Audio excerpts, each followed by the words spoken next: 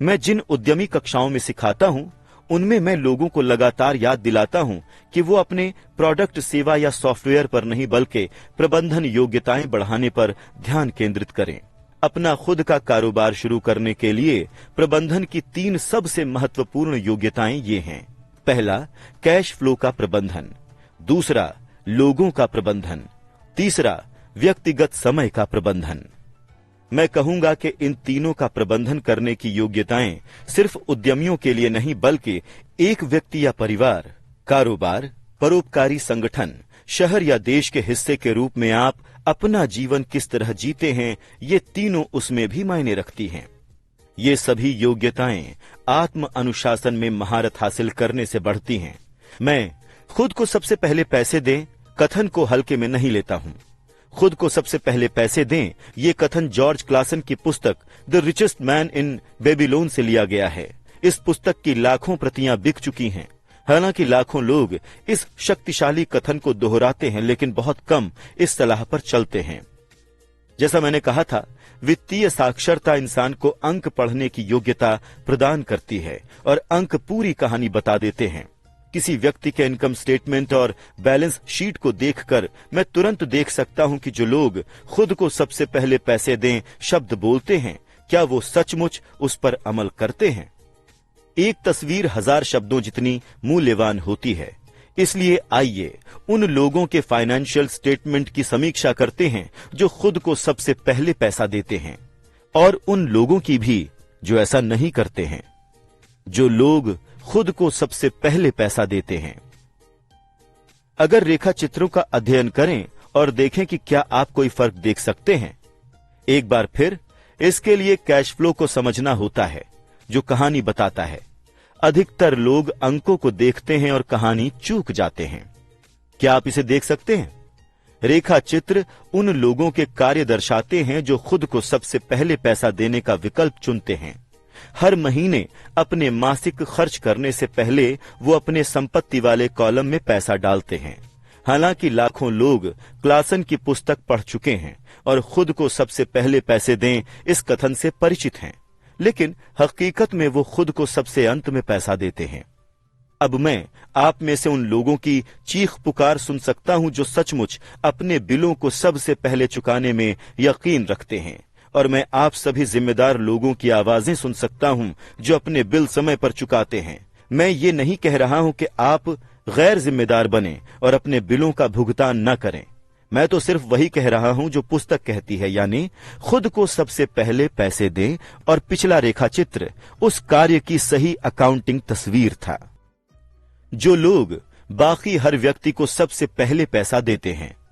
अगर आप सचमुच कैश फ्लो की शक्ति को समझ लें तो आपको जल्द ही एहसास हो जाएगा कि पिछले रेखा चित्र के साथ क्या गलत है, या 90% लोग जिंदगी भर कड़ी मेहनत क्यों करते हैं और इसके बावजूद बुढ़ापे में उन्हें सामाजिक सुरक्षा जैसी सरकारी सहायता की आवश्यकता क्यों होती है। किम और मेरे पास कई बुक कीपर्स, अकाउंटेंट्स और बैंकर्स हैं जिन्हें खुद को सबसे पहले पैसे दें इस दृष्टिकोण के साथ बहुत समस्या आती है। कारण ये है कि ये वित्तीय पेशेवर भी दरअसल वही करते हैं जो जनता करती है।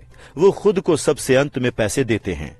मेरे जीवन में ऐसे समय रहे हैं जब किसी कारणवश कैश फ्लो मेरे बिलों से कहीं कम था, फिर भी मैंने खुद को सबसे पहले पैसे दिए। मेरे अकाउंटेंट और बुक कीपर दहशत में चीखने लगे, वो आपके पीछे पड़ जाएंगे, इनकम टैक्स विभाग आपको जेल भिजवा देगा, आप अपनी क्रेडिट रेटिंग बिगाड़ देंगे, वो बिजली काट देंगे। फिर भी मैंने खुद को सबसे पहले पैसे दिए।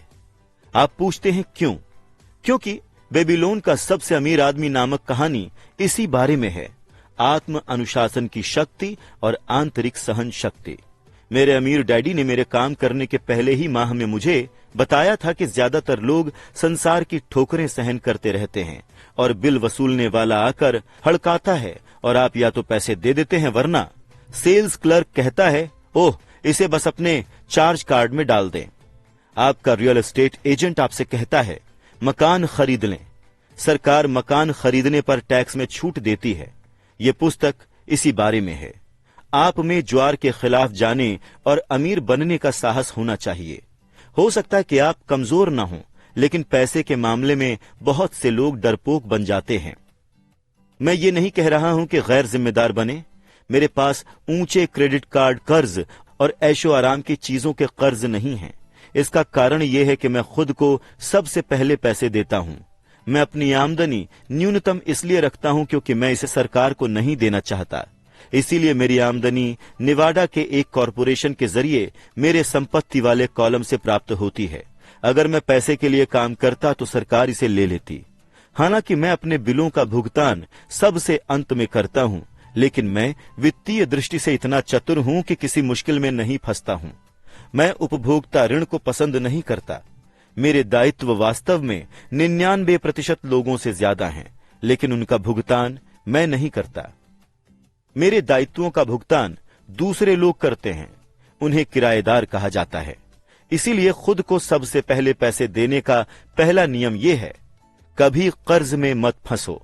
हालांकि मैं अपने बिलों का भुगतान सबसे अंत में करता हूं, लेकिन ये उन छोटे महत्वहीन बिलों के मामले में ही होता है जो मुझे चुकाने होते हैं। कभी कभार जब पैसों की तंगी रहती है, तब भी मैं खुद को सबसे पहले पैसे देता हूं। मैं कर्ज देने वालों और सरकार को चीखने चिल्लाने देता हूं।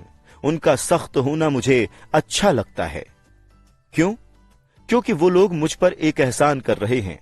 वो मुझे बाहर निकलकर ज्यादा पैसे कमाने के लिए प्रेरित कर रहे हैं। इसलिए मैं खुद को सबसे पहले पैसे देता हूं, उस पैसे का निवेश करता हूं और कर्ज देने वालों को चीखने चिल्लाने देता हूं। मैं आमतौर पर उन्हें सही समय पर पैसे दे देता हूं। किम और मेरी क्रेडिट रेटिंग बेहतरीन है। हम बस दबाव के सामने झुकते नहीं हैं और उपभोक्ता ऋण चुकाने के लिए अपनी बचत को खर्च नहीं करते या शेयरों को नहीं बेचते। इसमें बहुत ज्यादा वित्तीय समझदारी नहीं है। खुद को सबसे पहले सफलतापूर्वक पैसे देने के लिए कई बातें याद रखनी चाहिए। जैसे पहला, कभी भी भारी कर्ज में ना फंसें जिसे आपको चुकाना हो। अपने खर्च कम रखें। अपनी संपत्तियों को सबसे पहले बनाएं। इसके बाद ही कोई बड़ा मकान या अच्छी कार खरीदें। चूहा दौड़ में फंसे रहने में कोई समझदारी नहीं है। दूसरी, जब आपके पास पैसे की तंगी हो तो दबाव बढ़ने दें, लेकिन अपनी बचत या निवेशों में हाथ न डालें। दबाव का इस्तेमाल अपनी वित्तीय प्रतिभा को प्रेरित करने के लिए करें, ताकि ये ज्यादा पैसे कमाने और आपके बिलों का भुगतान करने के नए तरीके सोचे। इससे आपकी पैसा बनाने की योग्यता और वित्तीय बुद्धि दोनों ही बढ़ जाएंगी। मैं बहुत बार वित्तीय मुश्किलों में फंसा हूं, लेकिन मैंने हमेशा ज्यादा आमदनी कमाने के लिए अपने दिमाग का इस्तेमाल किया है और अपने संपत्ति वाले कॉलम में मौजूद संपत्तियों की दृढ़ता से रक्षा की है। मेरा बुक कीपर चिल्लाता हुआ दौड़ लगाकर छिप गया था, लेकिन मैं एक अच्छे सैनिक की तरह किले की रक्षा कर रहा था, संपत्ति का किला। गरीब लोगों में गरीब आदतें होती हैं। बचत में हाथ डालना एक आम बुरी आदत है। अमीर लोग जानते हैं कि बचत का इस्तेमाल बिल चुकाने के लिए नहीं, बल्कि ज्यादा पैसे कमाने के लिए किया जाता है। मैं जानता हूं कि यह कठोर लगता है, लेकिन जैसा मैंने कहा था, अगर आप अंदर से कठोर नहीं हैं, तो संसार आपको वैसे भी हमेशा इधर से उधर धक्के मारेगा। अगर आपको वित्तीय दबाव पसंद नहीं है, तो ऐसा फॉर्मूला खोजें जो आपके लिए कारगर हो। एक अच्छा फॉर्मूला है खर्च कम करना, अपना पैसा बैंक में रखना, इनकम टैक्स में अपने न्यायपूर्ण हिस्से से ज्यादा भुगतान करना, सुरक्षित म्यूचुअल फंड्स खरीदना और फिर औसत बने रहने की कसम खाना। लेकिन ये खुद को सबसे पहले पैसे दें नियम का उल्लंघन है। ये नियम आत्मत्याग या वित्तीय संयम को प्रोत्साहित नहीं करता है। इसका मतलब ये नहीं है कि आप खुद को सबसे पहले पैसे देने के बाद भूखे मर जाएं। जीवन आनंद के लिए मिला है। अगर आप अपनी वित्तीय प्रतिभा का आह्वान करते हैं, तो आपको जीवन की सारी चीजें मिल सकती हैं। आप अमीर बन सकते हैं और बिल चुका सकते हैं, और इसी को वित्तीय बुद्धि कहते हैं। छठा, अपने ब्रोकर्स को अच्छे पैसे दें, अच्छी सलाह की शक्ति। कई बार मैं देखता हूं कि लोग अपने मकान के सामने एक तख्ती लगा देते हैं जिस पर लिखा होता है मालिक द्वारा बिकाऊ है, या मैं टीवी पर लोगों को देखता हूं जो डिस्काउंट ब्रोकर्स होने का दावा करते हैं। मेरे अमीर डैडी ने मुझे इसके विपरीत नीति पर चलना सिखाया था। वो पेशेवरों को अच्छे पैसे देने में यकीन करते थे और मैं भी उन्हीं की नीति पर चलता हूं। आज मेरे पास महंगे वकील, अकाउंटेंट, रियल एस्टेट ब्रोकर्स और शेयर दलाल हैं। क्यों?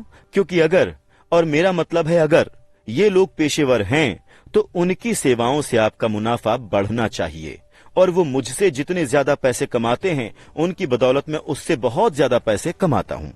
हम सूचना युग में रहते हैं। सूचना बेशकीमती है। एक अच्छा ब्रोकर आपको जानकारी देगा, लेकिन साथ ही वो आपको शिक्षित करने के लिए समय भी देगा। मेरे कई ब्रोकर्स मेरे लिए ये करते हैं।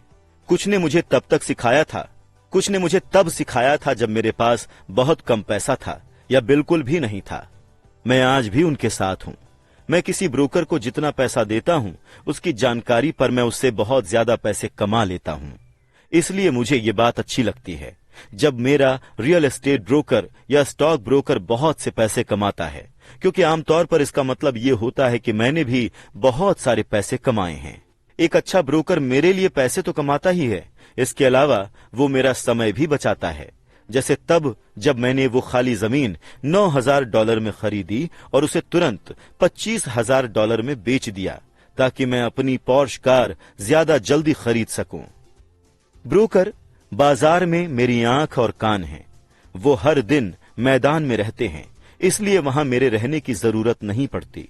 इसके बजाय मैं तो गोल्फ खेलना पसंद करता हूं।